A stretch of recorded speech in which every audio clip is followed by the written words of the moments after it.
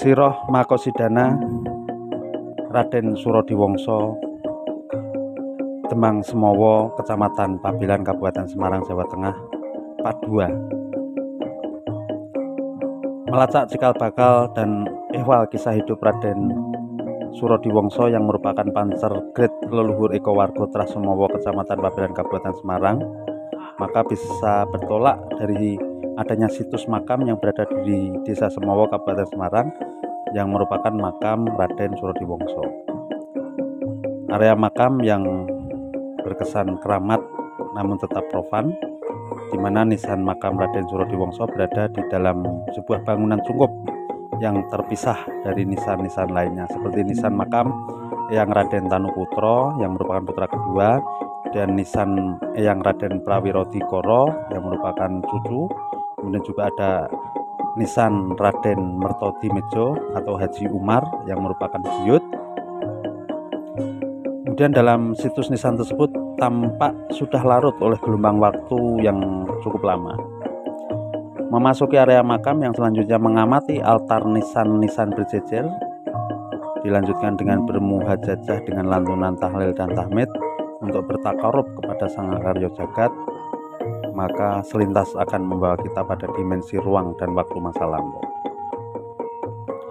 Melihat jejak situs nisan yang dikorelasikan dengan susunan puzzle masa lampau, sebab Raden Surodiwongso sendiri yang merupakan putra dari Kanjeng Pangeran Haryo Surotarono III dari Gagatan Wonosegoro, Kabupaten Boyolali, maka paling tidak dapat diprediksi kuat jika kehadiran Raden Surodiwongso di daerah Semowo ini adalah bagian tidak terpisahkan atas amanah dari leluhur Gagatan yang pada saat itu sebagai penguasa Kadipaten Pamajekan Gagatan, di mana Kadipaten Pamajekan yang berarti berwenang untuk menarik pajak dan upeti untuk kepentingan pemerintahan Kasunanan Surakarta Hadiningrat. Raden Surodiwongso sebagai putra Adipati Gagatan maka diperintah dan ditugaskan untuk menjadi Bapak Talas yang selanjutnya sekaligus menjadi penguasa Kademangan Semowo. Hal ini paling tidak berlangsung setelah adanya perjanjian Giyanti atau Prajanjen ing Janti yang berlangsung pada tanggal 13 Februari 1755 yang berlangsung di Dukuh Kerten, Desa Jantiharjo, Kabupaten Karanganyar, Jawa Tengah. Perjanjian Giyanti atau Fardrah van Giyanti sendiri adalah sebuah perjanjian untuk membagi kekuasaan Mataram menjadi dua bagian, yaitu Kasunanan Surakarta Hadiningrat dengan Kasultanan Ngayogyakarta Hadiningrat. Perjanjian ini ditandatangani oleh Sinuwun Pakubuwono III, kemudian Pangeran Mangkubumi yang setelah bertahta bergelar Sri Sultan Hamengkubuwono I, serta dari pihak VOC yaitu Nicholas Harting.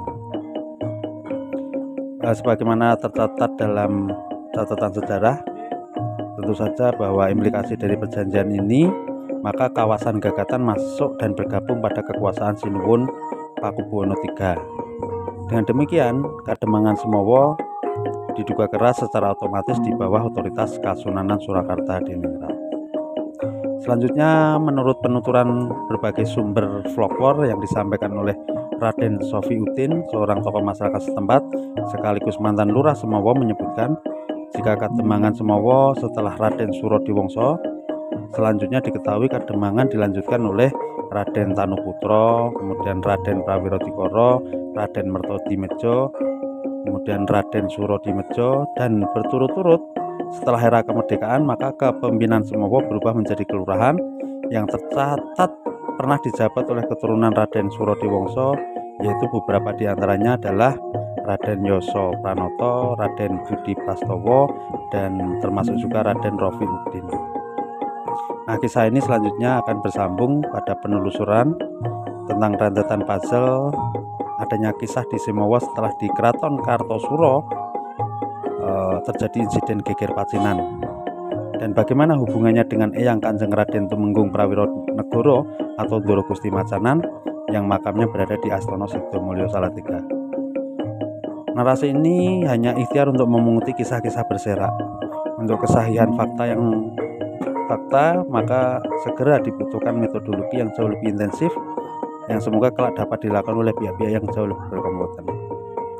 Wallahu alam bisawab, hanya Allah yang lebih mengetahui kebenaran yang sesungguhnya. Semoga bermanfaat.